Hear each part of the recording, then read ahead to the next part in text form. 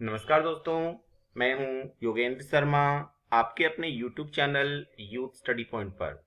आज है 8 अगस्त 2020 और 8 अगस्त 2020 को जितने भी महत्वपूर्ण प्रश्न हमारी प्रतियोगिता परीक्षाओं को प्रभावित कर सकते हैं, हम उन पर एक विस्तृत चर्चा करेंगे। अपनी चर्चा का मूल आधार रहेगा विशेषकर राजस्थान करंट अफेयर्स के साथ साथ राष्ट्रीय व अंतरराष्ट्रीय स्तर के भी कुछ सामान्य प्रश्न। वीडियो में आप अंत तक जरूर बने रहें क्योंकि ये वीडियो आपकी प्रतियोगिता परीक्षाओं को प्रभावित कर सकता है। अंत में आपसे एक विशेष प्रश्न भी पूछा जाएगा जिसका उत्तर आपको कमेंट बॉक्स में लिखना होता है। तो सबसे पहले चलते हैं हम हमारे उसी कल के प्रश्न पे जो आपसे पूछा गया था। कल का प्रश्न था, हाल ही में राजस्थान में जैविक पुरस्कारों के लिए किस किसान का चयन हुआ है। 4 विकल्प थे, रामेश्वर पारिक, हिम्मत राम भांबू, सुरेंद्र अवाना या गिरिधर लाल। तो इसका सही उत्तर था हिम्मत राम भांबू। सही उत्तर देने वाले सभी सहयोगियों को बहुत बहुत धन्यवाद। अब है आज की अपनी प्रश्नोत्तरी और आज का पहला प्रश्न है, भारत का नया CAG किसे चुना गया है। विकल्प हैं राजीव महर्षि, GC मुर्मू, राजीव कुमार या नरेंद्र कुमार। तो इसका सही उत्तर है 2 नंबर विकल्प GC मुर्मू। जम्मू कश्मीर के पूर्व LG यानी उपराष्ट्रपति GC मुर्मू को भारत का नया नियंत्रक व महालेखा परीक्षक चुना गया है। इससे पहले राजीव महर्षि नियंत्रण व महालेखा परीक्षक थे। उनका समय पूर्ण हो चुका है क्योंकि 5 साल की अवधि होती है और उसके पश्चात अब GC मुर्मू को महानिरीक्षक यानी नियंत्रण व महालेखा परीक्षक चुन लिया गया है। GC मुर्मू वस्तुतः जो 2019 में जम्मू कश्मीर के उपराज्यपाल बना दिए गए थे। हाल ही में अचानक इन्होंने इस्तीफा दिया और इन्हें अब LG नियुक्त किया गया है। ये गुजरात के प्रधान सचिव भी रह चुके हैं। जब आनंदीबेन पटेल गुजरात की मुख्यमंत्री थी तो उस समय वो इनके प्रधान सचिव रह चुके हैं। उसके बाद है आज का अपना अगला प्रश्न। पहले अपन बात कर लें CAG व नियंत्रण महालेखा परीक्षक की। तो यह पद भारतीय संविधान के अनुच्छेद 148 के तहत स्थापित एक स्वतंत्र प्राधिकरण है। इसकी नियुक्ति भारत के राष्ट्रपति द्वारा की जाती है। इसका मुख्य कार्य केंद्र और स्थानीय सरकारों के खातों व गतिविधियों की ऑडिट करना है। इसकी रिपोर्ट संसद व विधानसभाओं में भी रखी जाती है और इसकी बहुत महत्वपूर्ण मानी जाती है इनकी रिपोर्ट को। अगला प्रश्न है दूसरा, जम्मू कश्मीर के उपराज्यपाल हाल ही में कौन बने हैं। क्योंकि गिरीश चंद्र मुर्मू यानी GC मुर्मू को हाल ही में महालेखा नियंत्रण परिषद का अध्यक्ष बना दिया गया है। तो उपराज्यपाल अब कौन बने हैं, मनोज सिन्हा, गिरीश चंद्र मुर्मू, राजीव कुमार या कोई नहीं। तो इसका सही उत्तर है 1 नंबर विकल्प मनोज सिन्हा। तो मनोज सिन्हा को हाल ही में जम्मू कश्मीर का दूसरा उपराज्यपाल बनाया गया है क्योंकि पहले बने थे गिरीश चंद्र मुर्मू, अब बना दिया गया है मनोज सिन्हा को। यदि अपन विस्तृत चर्चा करें तो राष्ट्रपति रामनाथ कोविंद के द्वारा पूर्व केंद्रीय मंत्री मनोज सिन्हा को जम्मू कश्मीर का नया उप राज्यपाल बनाया गया है। हाल ही में गिरीश चंद्र मुर्मू ने अपने इस्तीफा दिया था। मनोज सिन्हा लोकसभा में 3 बार उत्तर प्रदेश के गाजीपुर संसदीय क्षेत्र से सांसद रह चुके हैं। अगला प्रश्न है, किस बैंक द्वारा ऋणों के एक मुश्त पुनर्गठन के लिए KV कामत की अध्यक्षता में एक विशेष समिति का गठन किया है। आपको ये बताना है कि कौन सी बैंक ने किया है, HDFC, SBI, RBI या इनमें से कोई भी नहीं। तो इसका सही उत्तर है 3 नंबर विकल्प RBI यानी भारतीय रिजर्व बैंक ने बैंकों के द्वारा ऋणों के एक मुश्त पुनर्गठन के लिए KV कामत की अध्यक्षता में एक विशेष समिति का गठन किया है। विशेष चर्चा करें अपन तो कुंडापुर वामन कामत यानी KV कामत, पूरा नाम है कुंडापुर वामन कामत की अध्यक्षता में RBI यानी भारतीय रिजर्व बैंक ने एक समिति का गठन किया है। यह समिति वित्तीय मापदंडों, सेक्टर और विशिष्ट बेंचमार्क श्रेणियों को संकल्प योजनाओं में शामिल करने की सिफारिश करेगी। इसके बाद है अगला प्रश्न, राष्ट्रीय हथकरघा दिवस कब मनाया जाता है? बहुत इंपॉर्टेंट है, पहले भी इसके लिए प्रश्न पूछा जा चुका जब इसे प्रारंभ किया गया था। 7 अगस्त, 6 अगस्त, 5 अगस्त या 8 अगस्त? तो इसका सही उत्तर है 7 अगस्त। 7 अगस्त को ही 1905 ईस्वी में स्वदेश आंदोलन की याद में इसे प्रतिवर्ष मनाया जाता है। यानी 1905 में जो स्वदेश आंदोलन चला था 7 अगस्त के दिन चला था और उसी के आधार पर इसे मनाया जाता है। इसका उद्देश्य हथकरघा उद्योग तथा सामाजिक आर्थिक विकास में इसकी भूमिका के विषय में लोगों में जागरूकता पैदा करना है। भारत में हथकरघा क्षेत्र की विरासत का प्रतीक है। आप ये कह सकते हैं कि हथकरघा महात्मा गांधी की पुनर्देन है तथा महिला सशक्तिकरण की कुंजी भी कहा जाता है, क्योंकि वर्तमान समय में यदि हम हथकरघा क्षेत्र से जुड़े लोगों की बात करें तो उसमें 70% महिलाएं श्रमिक हैं। यानी कुल यदि 100 व्यक्ति हैं तो 70 महिलाएं हैं, इसलिए हम इसे महिला सशक्तिकरण की कुंजी भी कहते हैं। और इस समय जब स्वदेशी वस्तुओं का अत्यधिक महत्व बढ़ रहा है, हमें अपने देश को बचाने के लिए तो हर हथकरघा का भी एक महत्वपूर्ण योगदान है। आगे यदि इसी पे अपन चर्चा करें तो चतुर्थ अखिल भारतीय हथकरघा जनगणना के अनुसार देश भर में 26,73,891 हथकरघा बुनकर हैं और 8,48,621 संबद्ध श्रमिक हैं। भारत में हथकरघा दिवस प्रधानमंत्री नरेंद्र मोदी ने 2015 में बुनाई समुदाय का सम्मान करने के लिए किया था। तो उसी समय 2016 में इसे परीक्षा में पूछ लिया गया था कि कब चालू किया गया है। तो अगला प्रश्न है, अब स्मार्ट इंडिया हैकाथॉन 2020 में प्रथम पुरस्कार हाल ही में निम्न में से किसने जीता है? DIAT, NIRT, AICTE या MHRD? तो इसका सही उत्तर है 1 नंबर विकल्प DIAT। यदि अपन इसकी विशेष वार्ता करें तो defence institute of advance technology यानी DIAT ने स्मार्ट इंडिया हैकाथॉन 2020 में प्रथम पुरस्कार प्राप्त किया है। हैकाथॉन का आयोजन वर्तमान शिक्षा मंत्रालय, जिसका पहले नाम था मानव संसाधन विकास मंत्रालय यानी MHRD, व अखिल भारतीय तकनीक शिक्षा परिषद द्वारा संयुक्त रूप से किया जाता है।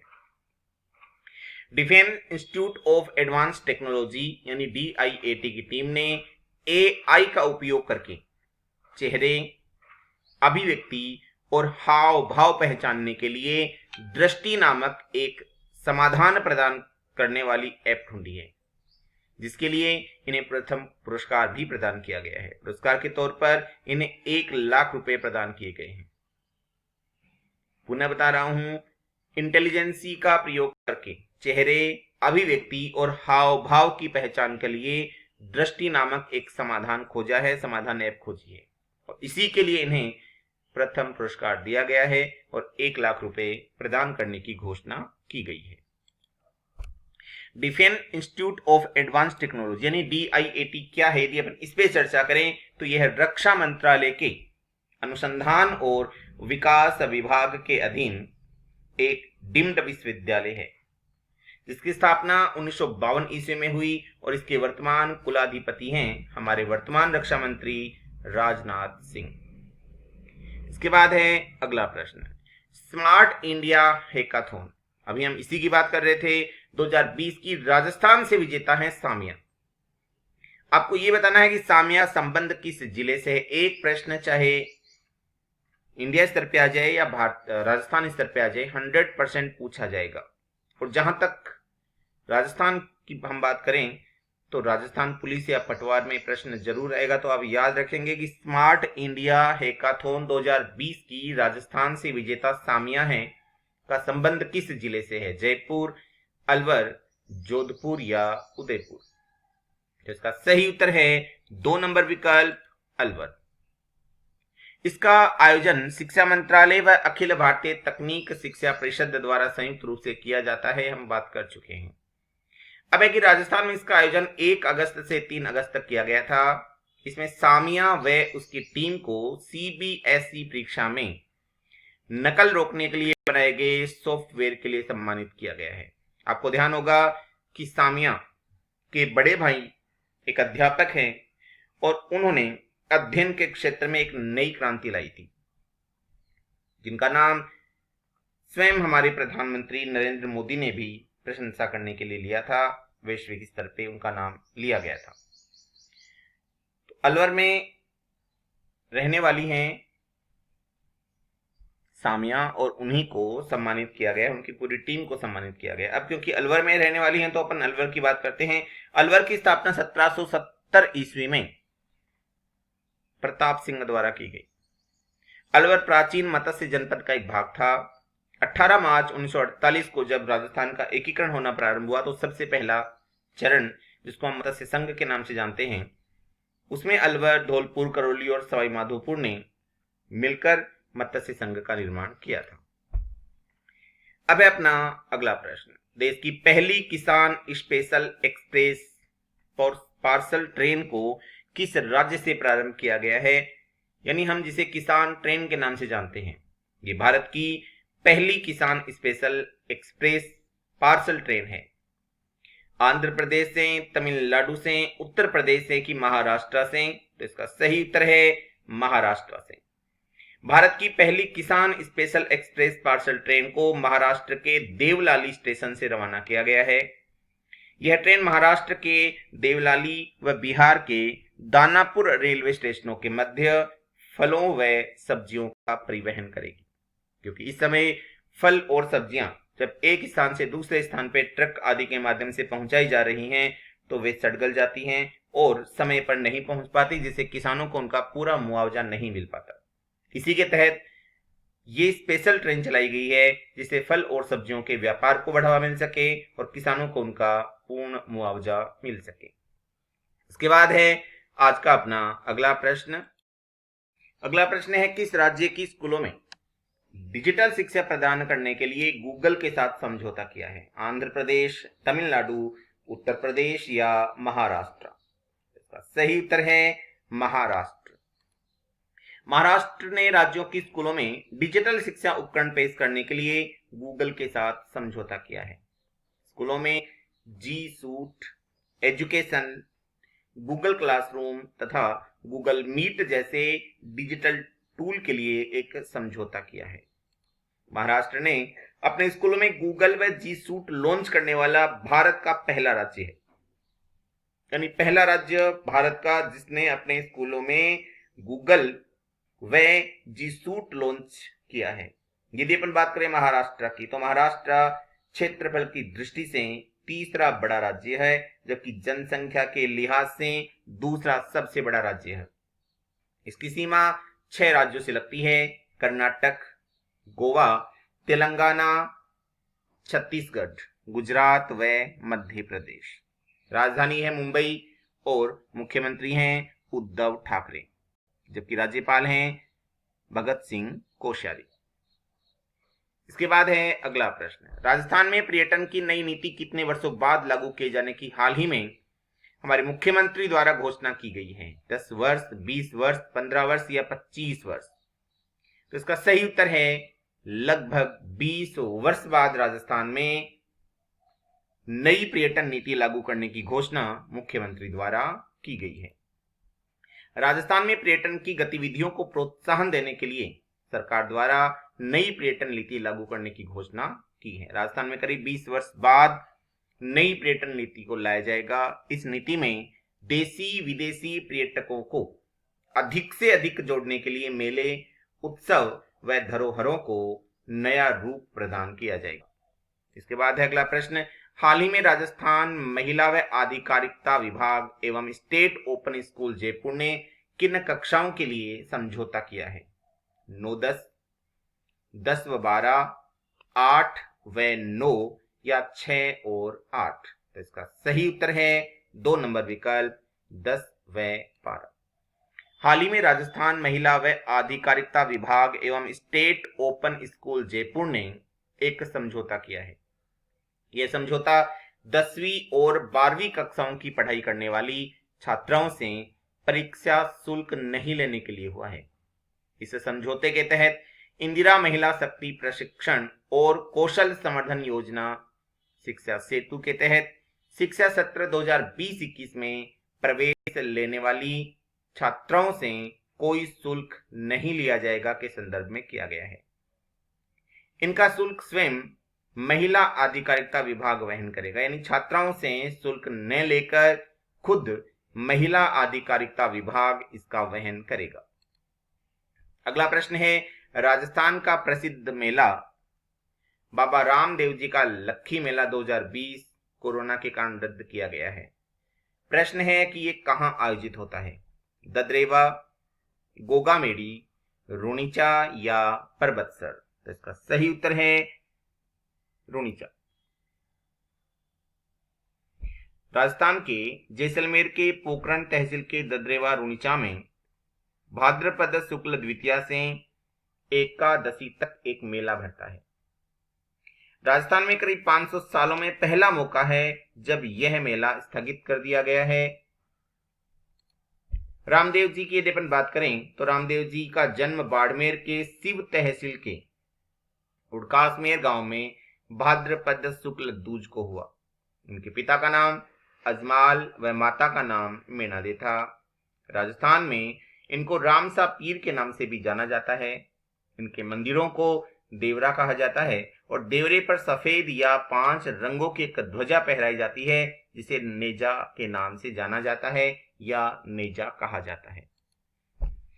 अगला प्रश्न है, राजस्थान में आत्मा परियोजना के तहत कितनी गतिविधियों के लिए किसानों को राज्य व जिला और पंचायत स्तर पर सम्मानित किया जाएगा? 8, 7, 10 या 5? सही उत्तर है 7। राजस्थान में आत्मा परियोजना के तहत कृषकों को राज्य व जिला और पंचायत स्तर पर सम्मानित किया जाएगा। इसके तहत राजस्थान सरकार ने 7 गतिविधियों का चयन किया है, जिसमें कृषि, उद्यानिकी, पशुपालन व डेयरी, जैविक खेती, नवाचारी कृषि कार्य, मत्स्य पालन और सब्जी प्रसंस्करण को शामिल किया गया है। यदि अपन पुरस्कार राशि की बात करें तो पंचायत समिति स्तर पर यदि किसी का चयन होता है तो 10,000 रुपए का पुरस्कार दिया जाएगा। जिला स्तर पर चयन होने पर 25,000 रुपए और राज्य स्तर पर चयन होने पर 50,000 रुपए का नगद पुरस्कार दिया जाएगा। इसके बाद है आज का 13वां प्रश्न, राजस्थान सरकार द्वारा वर्ष 2013 में स्वीकार राजस्थान का तीसरा पर्यटन थाना कहां स्थापित किए जाने की घोषणा हुई है? जोधपुर, जयपुर, उदयपुर या बीकानेर? सही उत्तर है 1 नंबर विकल्प जोधपुर। राजस्थान सरकार द्वारा वर्ष 2013 में जोधपुर में राजस्थान का तीसरा पर्यटन थाना स्थापित किया जाना प्रस्तावित किया था। इसी के तहत जोधपुर में थाना स्थापित किया गया है, यानी स्थापित किए जाने की घोषणा की गई है। इसका मुख्य उद्देश्य है कि पर्यटन के लिए आने वाले लोगों के साथ किसी प्रकार का कोई अन्याय न हो, लोगों द्वारा उसे लूटा न जाए और अन्य कोई आपराधिक गतिविधियां उनके साथ न हो। इससे पूर्व जयपुर, उदयपुर में पर्यटन थानों को स्थापित किए जाने की घोषणा की जा चुकी है। यदि हम जोधपुर की बात करें, क्योंकि अभी तीसरा थाना जोधपुर में स्थापित हो रहा है, तो जोधपुर की स्थापना 12 मई 1459 में राव जोधा द्वारा की गई। राजस्थान के एकीकरण के चतुर्थ चरण वृहद राजस्थान में 30 मार्च 1949 को राजस्थान का एक अंग बना था जोधपुर। अब है आज का अपना विशेष प्रश्न, सफेद बाघ राजा की मृत्यु किस बायोलॉजिकल पार्क में हाल ही में हुई है? इसके 4 विकल्प आपके सामने हैं। नाहरगढ़ बायोलॉजिकल पार्क, सीता माता biological park, Sariska biological park या केवलादेव बायोलॉजिकल पार्क? इसका उत्तर आपको कमेंट बॉक्स में लिखना है। आज के लिए इतना ही, कल पुनः मुलाकात होगी, तब तक के लिए जय हिंद।